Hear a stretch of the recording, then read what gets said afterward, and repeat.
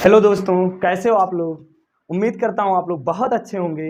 मैं शिवम शुक्ला आपके अपने YouTube channel vision coaching classes में स्वागत करता हूँ। तो आज हम इलेक्ट्रोस्टैटिक के न्यूमेरिकल का तीसरा टॉपिक पढ़ने वाले हैं और आज हम पढ़ेंगे। पहला क्वेश्चन हमारे सामने है, एनसीईआरटी का क्वेश्चन है कि दो विद्युत रोधी तांबे के गोले ये व बी के केंद्रों के बीच की दूरी इतना दी हुई है। यानी दो गोले, यहाँ ध्यान दो, जो भी क्वेश्चन है वो पढ़ते हुए क्वेश्चन में रखा करो। यानी तांबे का एक गोला ये है और दूसरा तांबे का गोला एक बी है। ये है और ये बी है। कह रहा है इनके केंद्रों के बीच की दूरी, यानी यहां से यहां तक की जो दूरी दिया है वो दे दिया है 50 सेंटीमीटर। समझ रहे हो ना। अब इन दोनों गोलों पर आवेश दे दिया है, सब पर सेम आवेश है। क्यू का मान यहाँ पर दिया है 6.7 × 10⁻⁷ कूलाम, और इस पर वही मान दे दिया क्यू बराबर 6.7 × 10⁻⁷ कूलाम। ध्यान देना, यहाँ पर ये दोनों पॉजिटिव है इसलिए प्रतिकर्षण बल लगेगा। अब हमें पता करना है कि वो प्रतिकर्षण बल कितना लगता है। तो हमको पता है कूलाम के नियम से, जानते हो यहाँ पर जो दिया है आर बराबर दे दिया है 50 सेंटीमीटर। तो इसको पहले मीटर में कन्वर्ट करो क्योंकि ये कूलाम में दिया हुआ है। तो ये हो जाएगा हमारा 0.5 मीटर। ये हो जाएगा आर का मान। क्यू और दोनों Q1 Q2 दिए हैं, बराबर दिए हैं। इनका मान दिया है 6.5 × 10⁻⁷ कूलाम। अब फोर्स लगा दो तो यह बराबर क्या होता है बेटा, के Q1 Q2 बटा आर स्क्वायर। के की वैल्यू क्या होती है 9 × 10⁹ Q1 6.5 × 10⁻⁷ और Q2 कितना दिया है 6.5 × 10⁻⁷ बटा क्या हो जाएगा आर स्क्वायर का 0.5 का होल स्क्वायर। समझ गए ना। अब यहाँ पर ध्यान दो, इसको थोड़ा सा हम चेंज करेंगे। यह बराबर लिखेंगे यहाँ पर 9 × यहाँ 7 7 14, 14 में से 9 गया, 14 में से 9 जाएगा तो कितना बचेगा 5 बचेगा। 9 6.5 × 6.5 अपान इसको लिख सकते हैं 0.5 × 0.5, ठीक है, और इंटू 10⁻⁵। इस दशमलव से ये दशमलव कट जाएगा, इस दशमलव से ये दशमलव गायब हो जाएगा, ठीक है। 5 1 जा 5 13 जा 5 1 जा 5 13 जा 13 13 जा कितना होता है 169। 9 × 169 इंटू 10⁵ -5 मल्टीप्लाई करो। 9 9 जा 9 9 जा कितना होता है बेटा 81 का 1 हो जाएगा। 9 6 जा क्या होता है 54 होता है, और 54 में क्या हो जाएगा आप 8 जोड़ो कितना हो जाएगा 54 में 8 जोड़ोगे तो 62। 62 का 2 हो जाएगा, कैरी 6। 9 1 जा 9 और 6 15 15 इंटू 10⁻⁵। अब पॉइंट यहाँ है, पॉइंट को इधर लेकर आओ तो इसको लिख सकते हैं हम, यह बराबर लिख सकते हैं 1.5 2 इंटू 10⁻⁻² न्यूटन। ये आना चाहिए, यही आपका आंसर है। समझ गए ना। अब ध्यान दो, ये जो वैल्यू आपका आया है ना, ये वैल्यू एक्चुअली जानते हो क्या है, ये दिया है वैल्यू या बराबर के Q² अपान आर स्क्वायर बराबर आपका जो वैल्यू आया है वो आया है 1.52 इंटू 10⁻⁻² न्यूटन। ये आपका अब बल आ गया, ठीक है। ये वाला ऑप्शन था जो आपका आंसर ये था, ये उसका सॉल्विंग है, ठीक है। अब चलो इसको नोट करो, इतना नोट करो। अब यहां पर देखो बेटा, बी में पूछ रहा है कि एक प्रत्येक गोले पर आवेश की मात्रा दोगुनी कर दी जाए। पहले गोलों पर आवेश की मात्रा क्यों है, यानी अब ये कह रहा है मैं ये गोल जो हमारे गोले हैं इन गोलों का जो आवेश का मात्रा वो 2q कर दिया जाए। यानी ये Q' बराबर हो जाएगा, जो नया गोला है Q' बराबर क्या आ गया बेटा 2q आ गया। दूसरी बात कह रहा है इनके बीच की दूरी पहले r थी, अब क्या कर दिया जाए आधी कर दिया जाए, यानी r' का मान कर दिया जाए r/2। तो बल अब F' लगेगा, कोई नया बल लगेगा। तो यहां पर अब हम F' का मान निकालें तो F' बराबर क्या होगा बेटा 1k Q' इंटू Q' बटा r' का स्क्वायर, ये तो होगा। अब सबकी वैल्यू उठा के रखो यहाँ पर, तो जब वैल्यू रखेंगे तो F' बराबर क्या आ जाएगा k या 2q अपान क्या हो जाएगा r/2 का होल स्क्वायर। तो 2 2 जा 4, यहाँ दो 4 को बाहर कर लो। अच्छा ये r/2 है तो ये ऊपर जाएगा तो 4 हो जाएगा ना, तो यहाँ से k Q² अपान r² बटा 4 लिख सकते हैं, इसको ऐसा लिख सकते हैं ना। अब यहाँ पर ध्यान दो, यहाँ से F' बराबर जो हमारा आएगा 4 4 जा 16 k Q² अपान r²। और ये किसकी वैल्यू है F की, देखो k Q² अपान r, यहाँ कितना दिया उसको उठा के रख दो। तो यहाँ से जो नया बल आ जाएगा आपका F' बराबर वो आ जाएगा 60 इंटू 1.52 इंटू 10⁻⁻² न्यूटन। अब 16 का टेबल पढ़ो, 16 दूना 32 होता है, 32 के 2 हो जाएगा 16 पंचे 24.32 24.32 गुणे 10 के पावर क्या हो जाएगा -2 न्यूटन। समझ गए ना, यानी 16 गुना बढ़ जाएगा। अब मैंने ऐसा क्यों कहा, अगर अभी तुम यहां पर 2 गुना करके इस तरह सॉल्व करते तो आपका बहुत बड़ा आता। समझ गए ना, तो ये आपका बेसिक ट्रिक है कि यहाँ इतने का मान ये दिया है तो हमने इस रूप में कन्वर्ट किया। यहाँ ध्यान दो, फिर से एक बार समझ लो। कह रहा है कि 2 गोले तांबे के गोले, उन पर आवेश इतना और इतना है, इनके बीच की दूरी 50 सेंटीमीटर, तो इस पर बल ज्ञात करना है। तो हमने न्यूटन कूलाम का नियम लगाया और यहाँ पर ये वैल्यू हमने सॉल्व करके दिखाई, तो हमारा जो वैल्यू आया वो इतना आया। अब सेकंड में कह रहा है यदि प्रत्येक गोले पर आवेश की मात्रा दोगुनी कर दी जाए तथा गोले के बीच की दूरी आधी कर दिया जाए तो प्रत्येक गोले पर कितना बल लगेगा। तो इस केस में यहाँ पर देखो, एफ डैश हमने क्या कर दिया, 2 गुना कर दिया, 2q r/2 कर दिया। यहाँ पर ये सारे वैल्यू हमने उठा के रख दिए। ये 2 2 जा 4 ऊपर जाएगा, 2 2 जा 4 16 हो जाएगा और इसका मान दिया हुआ है जो भी हमने ज्ञात किया। तो ये हमारा आंसर आ गया। ठीक है, समझ गए, तो इसको नोट करो बेटा। क्या है कि क्वेश्चन में देंगे 2 माइक्रो कूलाम का कोई बिंदावेश किसी किनारे पर 9.0 सेंटीमीटर किनारे वाले किसी घनीय गॉसियन पृष्ठ के केंद्र पर स्थित है। यहाँ पर दो एक घनीय गॉसियन पृष्ठ है हमारा, ये जो गॉसियन पृष्ठ हमारा घना आकार है और इसके केंद्र पर क्यू आवेश रखा हुआ है, तो इससे वैद्युत फ्लक्स निकलेगा ऐसे। अब हमें ज्ञात करना है कि कितना वैद्युत फ्लक्स निकल रहा है। ठीक है, समझ गए ना। तो यहाँ पर तो दिया क्या है हमारे पास, दिया है Q बराबर 2.0 माइक्रो कूलाम, इसको कूलाम में बदलो तो 2 गुणे 10 के पावर -6 कूलाम हो जाएगा। समझ गए ना। और क्या, और हमें पता है गाउस के नियम से क्या होता है, गाउस परमे, गाउस परमे से क्या होता है बेटा, फाई बराबर जो होता है फाई नेट वो होता है Q बटा एप्सिलॉन। तो केंद्र पर रखा है तो Q का मान कितना होगा, दिया हुआ है 2 गुणे 10 के पावर -6। एप्सिलॉन का मान क्या होता है 8.85 गुणे 10 के पावर -12। इसको भाग करोगे तो कितना आ जाएगा बेटा, बताओ कितना है 2.25 10 के पावर -5। मात्रा क्या हो, हाँ प्लस, सॉरी मात्रा क्या होगा इसका, मात्रा बताओ, फ्लक्स का मात्रा क्या होता है, अरे फ्लक्स का सूत्र फाई बराबर क्या होता है, ये होता है, याद है, न्यूटन पर न्यूटन मीटर स्क्वायर पर कूलाम। क्या हो जाएगा, न्यूटन मीटर स्क्वायर पर, अरे यार मात्रा निकालना देखो। अच्छा ये बताओ, मैंने इसमें मैं थोड़ा चेंज कर देता हूँ। अब मैं कह रहा हूँ एक फ्लक्स से गुजरने वाला वैद्युत फ्लक्स कितना निकलेगा, एक फ्लक्स से, अब निकालो, एक फ्लक्स से निर्गत, इस क्वेश्चन में मैं थोड़ा चेंज कर देता हूँ, निर्गत वैद्युत फ्लक्स। तो जब एक फ्लक्स की बात करेगा तब क्या हो जाएगा, ज्ञात करो। तो जब एक फ्लक्स की बात करेगा तो हमेशा याद रहो कि 6 से क्या कर देंगे, भाग। सुनो मेरी बात, यहां पर 2 तरह के क्वेश्चन पूछ सकता है।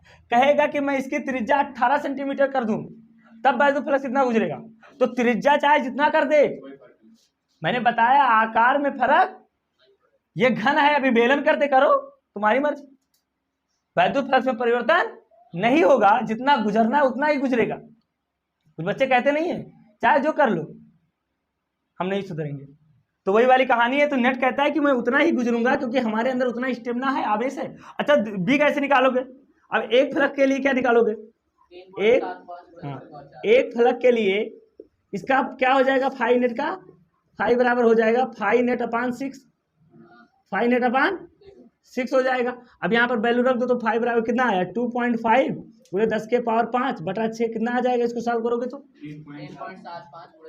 3.10 के पावर -4। मात्रा क्या होगा जल्दी बताओ, +4। मात्रा क्या होगा जल्दी बताओ बेटा, नंबर काट लेते हैं, याद है बोर्ड में अगर मात्रा का आपने नहीं लिखा तो इस बात को ध्यान दें। हाँ नहीं, ई बराबर इतना, आई कैप दिया है, आई कैप किस अक्ष को निरूपित करता है, एक्स अक्ष को। यानी जो वैद्युत क्षेत्र है, जैसे देखो मेरी बात सुनो, मैं यहाँ 3D बनाता हूँ, ये हमारा x है, ये हमारा y है और ये हमारा, तो वैद्युत क्षेत्र किधर है, एक्स अक्ष, यानी x अक्ष के अनुदिश है, यानी ये हमारा हो गया वैद्युत क्षेत्र, एक समान वैद्युत क्षेत्र। समझ गया। दूसरी बात आपसे क्या कह रहा है, इस क्षेत्र का 10 सेंटीमीटर भुजा के वर्ग के उसी पार्श्व से जिसका तल YZ तल के समांतर है, जिसका तल YZ, यानी जो हमारे पास वर्ग है, जो हमारे पास 10 सेंटीमीटर भुजा वाला एक वर्ग है, उसका तल Y तल के क्या है बेटा, समांतर है। ये हमारा एक वर्ग है और इस वर्ग का जो तल है ABCD मान लो, इसके समांतर है। अब आपसे कह रहा है तो वाई तल के समांतर है, तो गुजरने वाला वैद्युत फ्लक्स क्या होगा? वाई तल। अरे यार मैं आपको कैसे बताऊं, सुनो मेरी बात, यहाँ समझने की कोशिश करो। ये हमारे पास दिया हमारा एक्स एक्सिस, ये हमारा वाई एक्सिस, और ये हमारा है जेड एक्सिस। समझ रहे हो ना? यहाँ पर ध्यान देना, ये तीनों एक्सिस है हमारे पास। ये इसको मान लो एक्स एक्सिस, इसको वाई मान लो। समझ रहे हो ना? और ये हमारा जेड एक्सिस है। अब ध्यान दो, कह रहा है कि जो हमारा वैद्युत बल रेखा है वो किधर जा रही है? एक्स एक्सिस की तरफ, इधर। वैद्युत बल रेखा किधर जा रही है? इधर। अब एक हमारे पास घनाकार वो रखा हुआ है, वो क्या बोलते हैं? वर्ग रखा हुआ है। यानी हमारे पास एक वर्ग नहीं, घनाकार सॉरी नहीं, एक वर्ग रखा, वर्ग केवल वर्ग भुजा रखा है। वो भुजा की जो तल है ना, वो तल भी एक्स अक्ष के समांतर है। यानी ये वाई जेड, जो वाई जेड कहाँ है? वाई जेड तल, यही तो हुआ वाई जेड तल। ये वाई और ये जेड, वाई जेड के तल के समांतर, यानी एक वर्ग ऐसे रखा हुआ है और उस वो वर्ग जो है वो वाई जेड के समांतर है। यानी यहाँ पर जो इसका क्षेत्रफल वेक्टर होगा वो इसी की दिशा में होगा कि नहीं होगा? यानी जब दोनों समांतर होंगे तो क्षेत्रफल वेक्टर जो ये होगा वो इसी की दिशा में होगा। अब समझ गए ना? अब हमारे पास दिया क्या क्या है, ध्यान दो। सबसे पहले ये केस में देखो, अब थीटा का मान क्या होगा मुझे बताओ? थीटा का मान जीरो होगा। अरे ये यही ध्यान देना, ये आई कैप है ना, ई एक्स एक्सिस में है, इस तल का वेक्टर भी उसी अक्ष में है, यानी दोनों की दिशा क्या है? एक समान है। तो बीच में कोण क्या होगा? मेन यही फार्मूला, बाकी तो तुम लगा लोगे।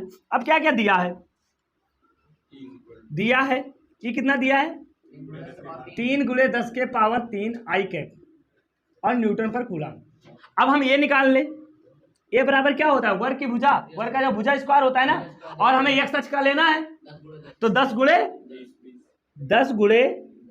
10 सेंटीमीटर स्क्वायर होगा ना, 10 सेंटीमीटर दिया है। और ये आई कैप होगा एक्स एक्सिस में, तो आई कैप ये भी होगा, वेक्टर है ना, ये भी वेक्टर, ये भी वेक्टर।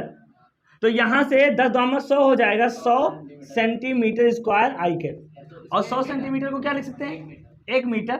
नहीं, अभी सेंटीमीटर को चेंज करो मीटर में, तो सेंटीमीटर को जब मीटर में चेंज करोगे तो 10⁻², और यहाँ लिख सकते हैं 10⁻−2 मीटर का होल स्क्वायर। 1 सेंटीमीटर बराबर क्या होता है? 10⁻−2 मीटर। तो 2 दूना 4, 4 में से 2 जाएगा तो क्या होता है? 10⁻−2 मीटर स्क्वायर। यानी वेक्टर ये आई कैप, सॉरी आई कैप आ गया, और ये आ गया मीटर स्क्वायर, ये हमारा आ गया वेक्टर ये। अब हमारे पास वेक्टर ये आ गया, वेक्टर ये आ गया। अब हम लगाएंगे वैद्युत फ्लक्स फाई बराबर कौन सा फार्मूला होता है? Vector E dot A, vector A, ये तो होता है डॉट प्रोडक्ट। तो यहाँ डॉट कितना दिया है? 3 × 10⁻³ आई कैप, और इंटू क्या हो जाएगा? 10⁻−2 आई कैप। तो इस डॉट प्रोडक्ट है, तो यहाँ पर देखो क्या हो जाएगा? आई से आई जाएगा 1 हो जाएगा, आई डॉट आई का मान 1 होता है, तो 3 × 1 = 3, यानी फाई बराबर हमारे पास आ गया 3, यानी 30। क्या आ जाएगा? 30 क्या आ जाएगा? Coulomb newton metre square by coulomb. ये हमारा फाई नेट आ गया। समझ गए ना? अब समझ में आया कि नहीं आया? इसको नोट करो। यहाँ देखो, अब कह रहा है कि इसी वर्ग से गुजरने वाला वैद्युत फ्लक्स कितना होगा यदि इसके तल का अभिलंब एक्स अक्ष से 60 अंश, यानी इसको रोटेट, ये देखो इसको हमने रोटेट कर दिया, इसको हमने रोटेट ऐसे कर दिया, ये देखो ये हमारा बन गया ये नेक्स्ट वाला, और ये क्या है?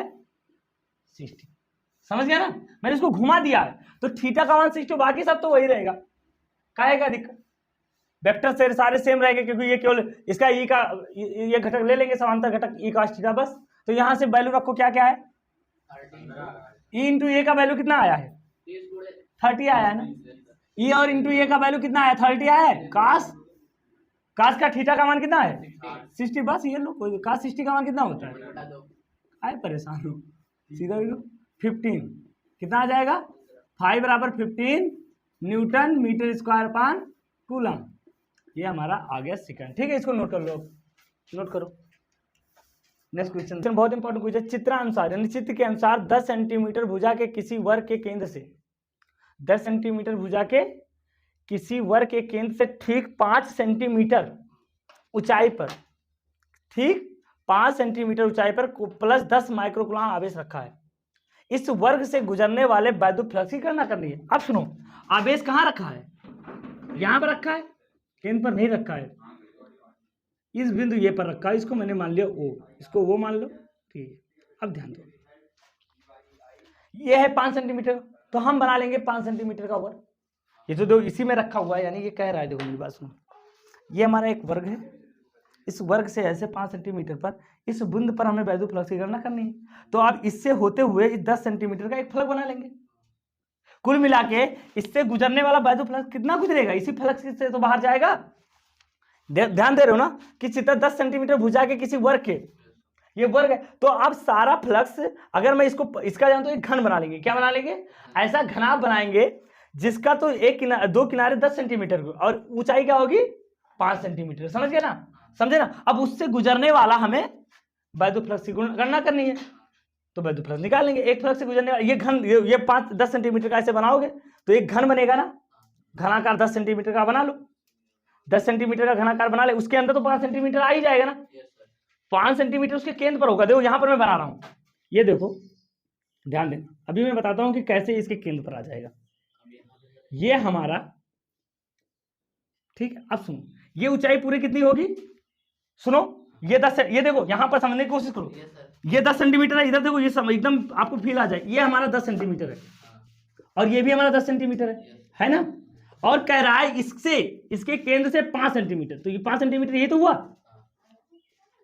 ना, 5 सेंटीमीटर हो गया। और ये पूरा 10 सेंटीमीटर है, यानी यहां पर रखा हुआ है। अब इससे कितना गुजरेगा, एक फ्लक्स से गुजरने वाला वैद्युत फ्लक्स निकाल लो, हो गया कि नहीं होगा 5 सेंटीमीटर, तो कितना वैद्युत फ्लक्स गुजरेगा, क्यू बटा एप्सिलॉन क्या होता है, क्यू कितना दिया है 10 माइक्रो, लेकिन एक फ्लक्स से निकलेगा, क्या निकलेगा, एक फ्लक्स से। तो यहां से देखो आंसर क्या क्या दिया है, दिया क्या है बेटा, दिया है क्यू बराबर कितना दिया है 10 माइक्रो कूलम, यानी 10 गुणे 10 के पावर -6 कूलम, यानी हो गया 10 के पावर -5 कूलम क्यू दिया है, हमें निकालना है।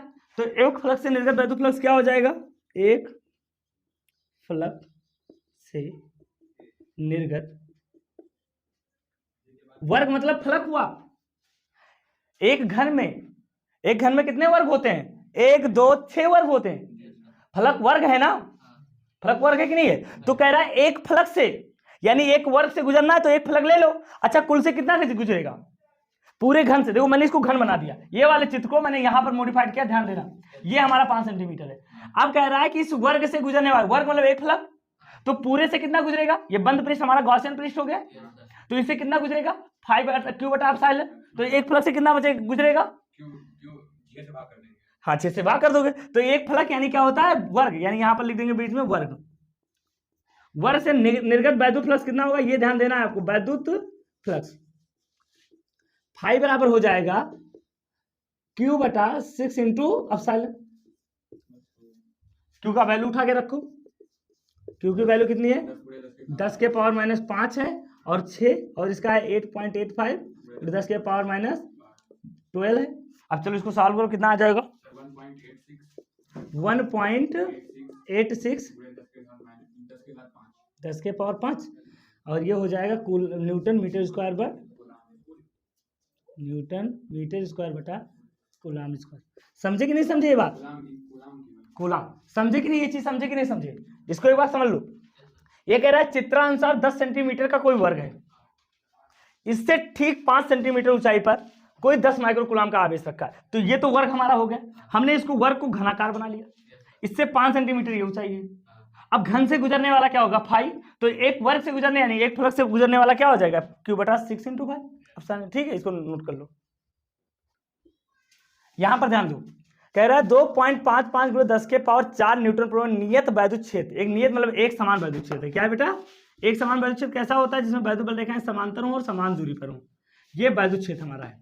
इसमें कोई तेल की बूंद है, तो तेल की बूंद का अपना द्रव्यमान होगा, तो इसका भार नीचे की ओर लगेगा mg, तो इस पर एक बल लगेगा, उस बल की दिशा किधर होगी, यह बराबर क्यू, यही तो होगा। अगर ये स्थिर है, क्या है बेटा, यानी साम्यावस्था में,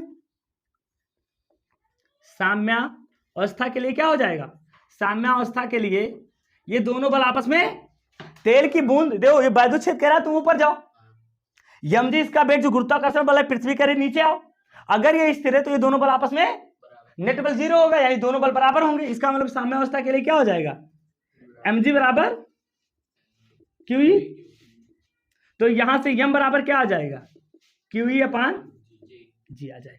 चलो अच्छा ये बताओ, अब हम बात करेंगे आयतन, द्रव्यमान और घनत्व की तुलना करेंगे। तो द्रव्यमान बराबर क्या होता है, घनत्व बराबर क्या होता है, द्रव्यमान बटा घनत्व बराबर, तो द्रव्यमान बराबर क्या हो जाएगा, घनत्व इंटू आयतन। तो यहां से हम लिख सकते हैं यम बराबर लिख सकते हैं रो इंटू बी।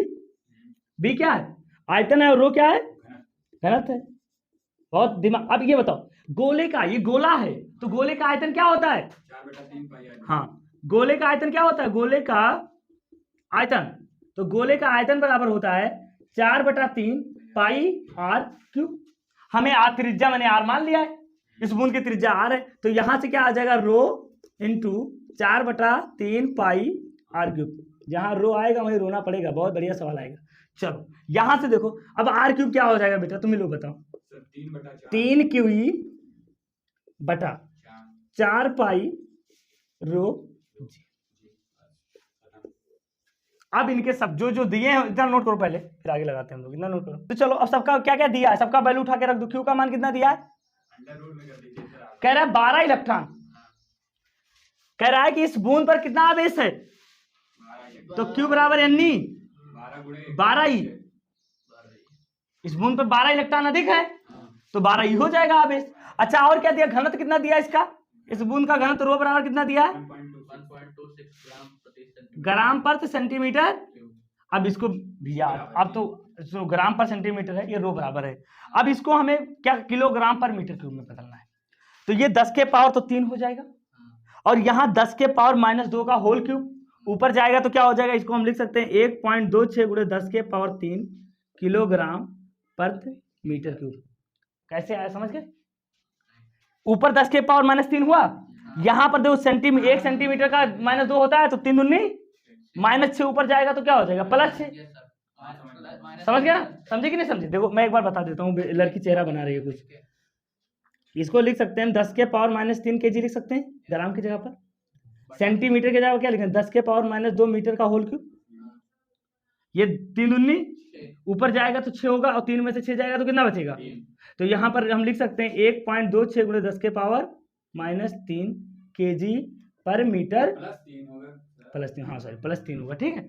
ये हमारा रो आ गया। और क्या क्या दिया, ये दिया ही है, ये कितना दिया है,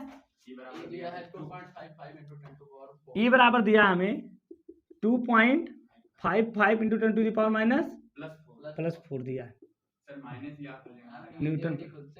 नहीं माइनस, क्योंकि छोटी छोटी चीजों में माइनस बहुत आते हैं, समझ गए ना। और क्या, बस इतना, ई दिया है, रो दिया है, क्यू दिया है, हाँ रो दिया है और जी तो दिया हुआ है चलो अब सब दिया है, तो यहाँ पर लिया कर दो इसको, आर क्यू बराबर, हाँ ठीक है। यहाँ पर देखो 3, क्यू का मान क्या हो जाएगा 12 ही, 12 × 1.6 × 10⁻⁻19।